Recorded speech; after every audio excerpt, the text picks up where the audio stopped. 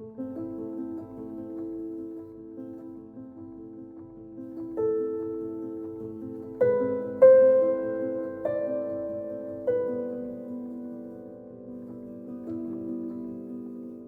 the world of fairy tales and adventure stories, we are often invited into a strange new land, a place of monsters and magic, of danger and destiny.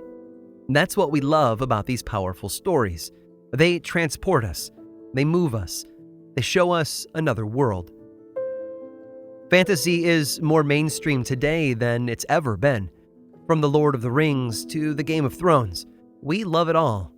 But each new fictional world needs a new guide, a voice to help the reader find their bearings and make sense of it all. And for a very long time, that voice has been the wizard. Everyone has their favorite wizard, from the Arthurian Merlin and Shakespeare's Prospero to the more modern Gandalf and Dumbledore. The wizard is the voice of reason, our tour guide in a strange and dangerous place. They often speak for the author and serve as a tutor for the uninitiated, readers and fictional characters alike. We could spend the next 20 minutes discussing why that is, why it seems that deep down our brains cry out for a sage-old voice, full of power and magic and depth, to walk us through a strange new world. But I'm not going to do that, because some things are better left unspoken. Wizards, you see, are the stuff of legend. We've invented them to help us cope, to help us understand, or to help us find our way. They're a pillar of storytelling, and yet they're nothing more than make-believe.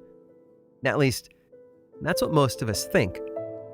But history hides many secrets, and if you know where to look, you might be surprised by the sorts of individuals tucked away in those dusty pages.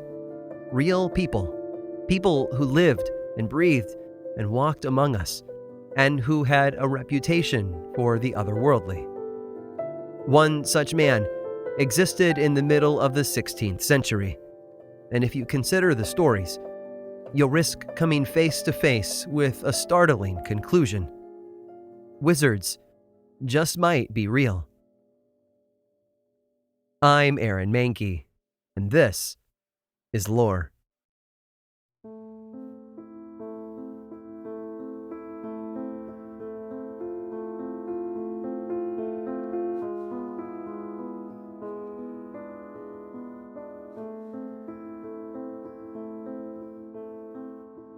Roland and Jane lived in the area of London known as Tower Ward during the first half of the 1500s. Roland was a businessman who specialized in textiles, but thanks to his reputation and close proximity to the White Tower, he also had the opportunity to serve as the court tailor for King Henry VIII.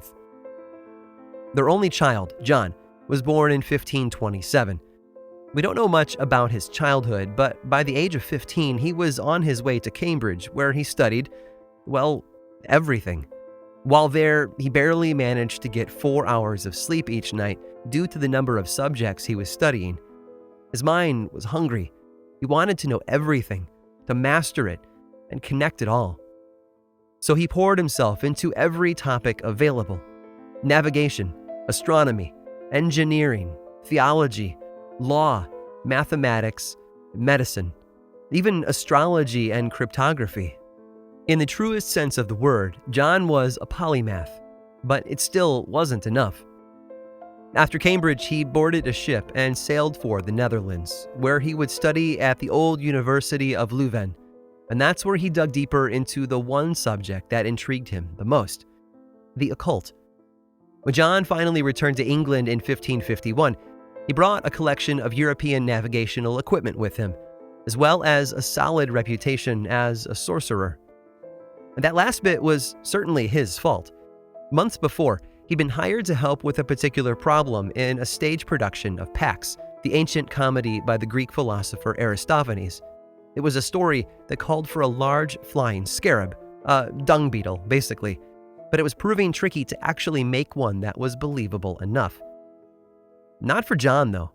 He dug in, worked hard, and returned to them with a mechanical version, and it was a massive hit. Legend says that the audiences were so terrified by his animatronic beetle that they assumed he'd acquired his skills by selling his soul to the devil himself. Rather than deny it, John stayed quiet, adding a whole new layer to his reputation. A perfect example of how silence can speak just as loudly as words. But things had changed in England while he'd been away. Henry VIII had died in 1547, and although his 9-year-old son Edward VI took the throne, the boy king just couldn't compare. The economy began to fall apart. Riot and rebellion became commonplace. War with Scotland broke out. When John returned, the England he remembered was in turmoil. Then, in 1553, young Edward died, and his half-sister Mary succeeded him on the throne. Seeing his chance, John used his reputation to gain an audience, and then cast horoscopes for both Mary and her younger sister Elizabeth, offering each of them a glimpse into their future. But this gift didn't seem to connect with the new ruler. In fact, as Catholic Mary began to crack down on Protestant citizens, she didn't hesitate to arrest John's father. He was thrown in prison and stripped of his entire fortune, which was bad on many levels. John lost his father, and at the same time, he lost his inheritance, something he'd been counting on for a very long time. You see, John had a dream. He wanted to spend the rest of his life furthering his studies without having to worry about paying the bills. But thanks to Queen Mary, that dream had been torn out of his hands. And then, things got worse. Shortly after his father's arrest, John himself was brought to court for a crime of his own. And the charge? John Dee, they said, was guilty of calculating. No, really. John was arrested for engaging in mathematics. Remember, this was an era when the line between math and magic was a lot more blurry than it is today, and it could get you into a lot of trouble. Very few people were educated, and to most of them, math really was magic. It was divination and sorcery and conjuring all rolled into one. To use the darkest of magical descriptors, it was black and wild. So for the dark crime of calculating, John found himself in prison. When he was released 3 months later, he headed straight back to Queen Mary. He had a grand idea, but he needed her approval. John wanted to build a national library where old manuscripts and scientific records could be stored and used by scholars like himself. So he presented this plan to her. Sadly, Mary passed on the idea, so John shifted to a backup plan. In 1556, he moved back to the London home of his mother and began setting up a personal library there. Over time, he would amass a collection of nearly 4,000 books, larger than Cambridge and Oxford combined, many times over. See, who says you can't accomplish great things while living in your parents' basement? And all of that changed, though, when Mary died and her sister Elizabeth took the throne, because Elizabeth, it seems, remembered John Dee. She remembered his horoscope and his passion and his wisdom. With her coronation approaching, Elizabeth asked John to pick the perfect date for the ceremony, and when it went off without a hitch, John's place at her side was secured. Then, in November of 1572, everything blew up. Well, in the sky, at least. That was the year something appeared overhead. It wasn't a comet, though. Most people had seen those before, and while they were exciting, they weren't new. No, this was much more significant, inspiring some, and frightening others. It was a brand new star.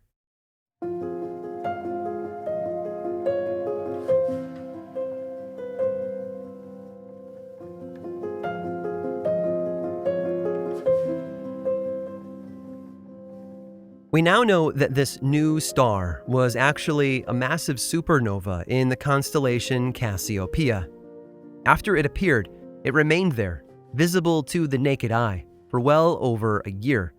Astronomers as close as England and Europe, and as far away as China, all recorded it, and everyone seemed to have their own way of interpreting it. To scholars like John, though, this new star's appearance had deep occult undertones. He made the detailed observations you might expect from an astronomer, sure, but he also used the opportunity to make predictions, something much more in line with his wizardly reputation. A new star, he said, meant the rise of a new empire, and at the center of it all was Queen Elizabeth. He viewed this new empire as a new Camelot, Elizabeth as the new King Arthur, and himself, of course, as the new Merlin. He also had this bizarre belief that the new world, the one across the Atlantic Ocean that they were beginning to get a glimpse of, would be the jewel in the crown of this new, majestic British Empire, as he called it. For the next 2 decades, John and Elizabeth worked together to advance that vision of England. It was everything he'd hoped for. He was in his prime, publishing books and deepening his understanding of the world around him. And that success was spilling over into the political sphere, including heavy influence over England's colonization efforts in the New World. John became advisor to many of the first explorers to sail from England to North America. After all, he had the unique advantage of owning that collection of European navigational instruments, as well as a deep understanding of astronomy and geometry, all of which meant that there were few individuals in the world that knew as much about navigation as he did. If you wanted to get around in the mid-16th century, John Dee was the closest to Google Maps you were going to get, and everyone knew that. But as the world got bigger, John grew increasingly aware of just how little he truly understood. There were just so many questions he couldn't find answers to, so many challenges he couldn't overcome, and that frustration was pushing him deeper into occult territory. So rather than seek out answers in this world, John tried to peer into the next. With tools like scrying mirrors and crystal balls, he pushed hard into the world beyond the veil, with the goal of making contact with the spirits there. And according to his own journal, those efforts were paying off, if only slightly. The one entry from the 25th of May, 1581, describes an unusual encounter that involves seeing shapes and movement in his crystal ball. It was the first time it had happened, but it was also incredibly frustrating. He could only see the shapes. Communication, either receiving or sending, was completely non-existent. Remember who this man was. Cambridge educated by the age of 19, advisor to the Queen of England, and wizard in nearly every sense of the word. He was used to setting his mind to something and achieving it. Complex mathematics, global navigation, language and theology and law. And yet here he was, stumped by something. He'd failed. To John, the reason was clear. It wasn't that he lacked the knowledge or focus. No, he simply lacked the natural ability to do it. This thing that he was attempting must require a special gift that some were born with, while others weren't. So John went looking for those gifted individuals. Thankfully, there was no shortage of people in London who claimed to be able to do the thing that John was pursuing. One by one, these people were invited into his process and put to the test, only to fail just as consistently. They tried, of course, and they told a good story, but John never fell for it. Then, in 1582, after months of frustration, John met someone special, someone who claimed to be able to do all that John required, and more. His name was Edward Kelley, and although he was much younger than the experienced and educated scientist, he claimed to have the skills necessary for the task. So he got the job. John went into this arrangement with a lot of hope. His dream of seeking out deeper knowledge in the world beyond our own had a deceptively simple requirement: to be able to hear the messages from the other side, and then send back replies. Kelley seemed to have potential, if his resume was any indication. The younger man claimed to be able to do a lot of things that most people couldn't.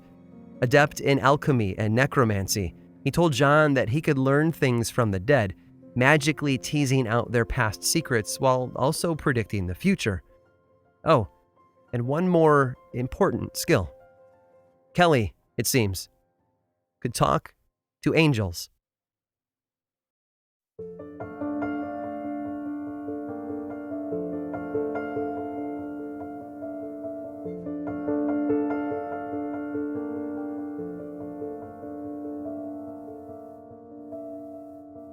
Kelley was a serial liar by trade, which made it a huge risk for him to set up shop right beside the smartest man in England. What little we know about him from history paints him as an overweight alcoholic con man with no ears. That last part wasn't a deformity. You see, Kelley had been punished by the crown. It was called cropping, literally cutting off a person's ears as punishment for their crimes, which meant there was no way for Edward Kelley to hide his past. But John, for his part, didn't really seem to care. He just wanted the man to deliver on his promise. The two men approached this task with reverence. They would fast and pray before each angelic session, and always went into it with an eye for knowledge and answers that could benefit humanity. For years, both men would reach out, Kelley would listen, and then write down what he heard. The messages came from an assortment of angels who identified themselves by names familiar to most of us: Michael, Gabriel, Raphael. And these messages filled volumes too, sometimes consisting of English prose that was said to rival the very best of his day, while other times in the indecipherable language of the angels themselves. In 1583, a Polish scholar and alchemist named Albert Lasky reached out and told John about the riches that awaited him in Europe, and in Poland specifically. Nobles and the wealthy elite who were willing to fund the esoteric experiments of people like John Dee. So on September 21st of 1583, he and Kelley packed up and headed to the continent, leaving his home and enormous library in the hands of his brother-in-law, Nicholas Framond. The conversations with angels continued while they were on the road. For nearly 6 years, John Dee and Edward Kelley traveled through Europe, mostly in Poland and Bohemia, showing their work to people with the wealth to fund it. Think of it like a medieval version of Shark Tank, but with the constant risk of imprisonment or exile. There were certainly high points in the journey. On April 17th of 1585, he and Kelley were given an audience with King Stephen of Poland. In fact, the ruler became a repeat patron of theirs, sharing their deep interest in communicating with the angels. Later, the men were each given a chance to stay and work for the Holy Roman Emperor Rudolph II. That experience began on a positive note, but ended with the two sorcerers being kicked out of the capital for necromancy and other prohibited arts. But something unusual happened while they traveled and worked in Europe. John's reputation, decades in the making and practically legendary in certain circles, began to be eclipsed by that of Edward Kelley. It was Kelley who listened and spoke with the angels, after all. Kelley relayed their instructions, which covered a whole assortment of topics, from when and where to travel to binding new books of imparted wisdom. Another unexpected moment occurred in 1587, when Kelley relayed a bizarre message. On Saturday, April 18th, while in their temporary residence in the Bohemian city of Trebon, Kelley reported that Uriel had instructed he and John to exchange wives for a night. John, blinded by his relentless pursuit of favor with the angels, reluctantly complied. Things fell apart quickly after that. John and his wife Jane found it more and more awkward to be around the Kelleys, which I'm sure comes as anything but a shock to us today. And that awkwardness wasn't the only thing growing between them. Jane Dee, it turns out, was pregnant. When she gave birth in February of 1588, 9 months after that April night they referred to as their cross-matching, it was to a baby boy. John gave his new son the middle name Trebonius, which means a gift from God at Trebon. Some historians think the name hints at the boy's true father, while others are unsure, but the birth does seem to signal the end of their European adventures. Within a year, Dee and his family were packing up to head back to England, and they arrived 10 months later after a long, difficult journey. But his return home wasn't as rewarding as he'd hoped. He arrived to a house in disarray. His precious library, amassed over many decades and full of rare and annotated volumes, had been looted, as had his collection of scientific instruments. Some things would later be recovered, but the losses kept stacking up. In 1594, his young son Michael died unexpectedly. A year later, Queen Elizabeth appointed him warden of Christ's College in Manchester, which turned out to be a frustrating and painful experience. Then, in 1604, his youngest son Theodore also passed away, followed by his wife Jane and 3 of their daughters, Medinia, Frances, and Margaret. In the end, he moved back to London in 1605 and lived his last remaining years in poverty, forced to sell off his precious library book by book so he could buy food. What came next didn't happen with the dramatic bang of one of his experiments, or even with the fanfare that he rightly deserved. On March 26th of 1609, at the age of 82, the great light within John Dee flickered and went out, and then darkness flooded in.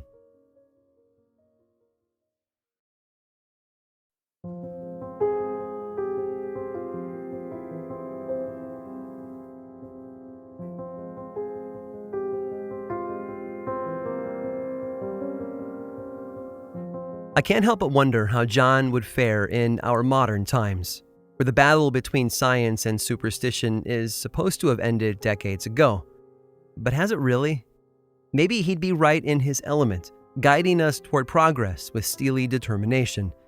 Maybe he would be overwhelmed, or maybe he would just be sad that even after these long years, people really haven't changed that much.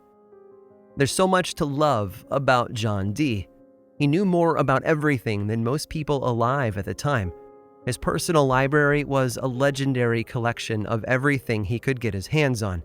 The things he could do, well, people viewed it all as magic. And on some level, it really was. He predicted the rise of the British Empire. He proposed a national library long before anyone else valued the idea. And he enabled much of the global navigation that consumed European culture for another century and a half. John Dee, at least as he was seen through the eyes of his contemporaries, was a wizard. But if you asked him yourself, Dee would tell you he was a scientist who just happened to live in a culture where advanced knowledge about the world around him was viewed as necromancy or witchcraft. If it was magic, it was black and wild. It's interesting to note that John's surname, Dee, was of Welsh origin. It's a word that means, of all things, black. And his mother's maiden name? Before she was Jane Dee, she was Jane Wild. Black and wild. John, it seems, was born for the life he lived. It turns out he also held one more role during his time in the service of Queen Elizabeth. There are some who think he served as a spy during England's war with the Spanish, which began in 1585. Espionage like that was common in his day, and during his adventures across Europe, he encountered many others who were rumored to be spies for Elizabeth. We know from historical documents that many Elizabethan spies used a codename rather than their real identity. The Earl of Leicester, for example, signed his letters to the Queen with 2 zeros. She, in turn, replied with communications signed with her own unique codename. John Dee seems to have played along, and in doing so, set wheels in motion that even his brilliant mind could never have predicted. He appreciated the symbolism of the 2 zeros, drawn on the page like a pair of eyes. Sometimes they would even have dots inside them to highlight that. But he added something else to perfect it, to fully represent himself as a man who sought perfection and piety. Over 3 centuries later, one British author would discover these tantalizing bits while reading a biography of John Dee. When he set pen to paper soon after, he gave birth to a literary character that the entire world has grown to love. A spy, in fact, who used John Dee's own codename, 007.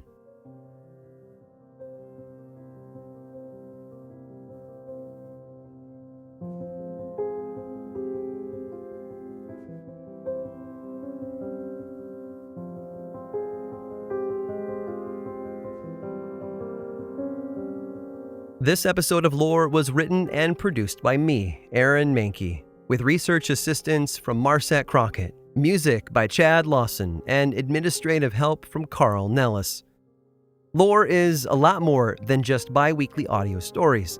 There's a book series from Penguin Random House, a television show on Amazon Prime, a membership site with extra episodes, and so much more. And you can learn about all things lore in one brand new place, theworldoflore.com/now. If you love this show, please take a moment to leave a rating and written review over at applepodcast.com/lore. Your review goes a long way toward helping the show reach new listeners, and it's the cheapest way to support something you love. And if you're a social media sort of person, you should follow the show on Twitter, Facebook, and Instagram, or all three. Just search for Lore Podcast, all one word, and then click the follow button, and be sure to say hello when you do. And as always, thanks for listening.